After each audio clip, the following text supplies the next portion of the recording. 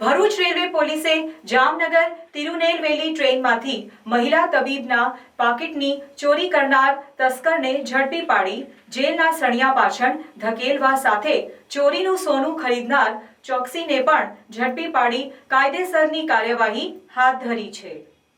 મુંબઈનું તબીબ દંપતી 4 ડિસેમ્બરે જામનગર તિરુનેલવેલી ટ્રેનમાં પનવેલ જઈ રહ્યું હતું।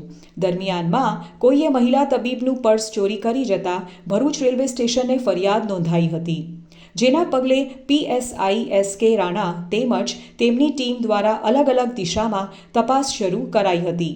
અલગ અલગ સ્ટેશનો પર CCTV ફૂટેજ પણ તપાસ્યા હતા, જેમાં એક શખ્સ શંકાના દાયરામાં આવ્યો હતો।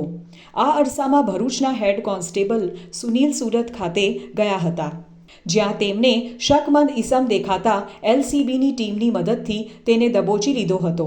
ભરૂચ રેલવે પોલીસ સ્ટેશન ખાતે લઈ પૂછપરછ કરતા તેનું નામ રામસુંદર ઉર્ફે શ્યામ સુંદર, જગદીશનગર રહે, લંબે હનુમાન રોડ, સુરત, મૂળ રહે UP હોવાનું માલુમ પડ્યું હતું।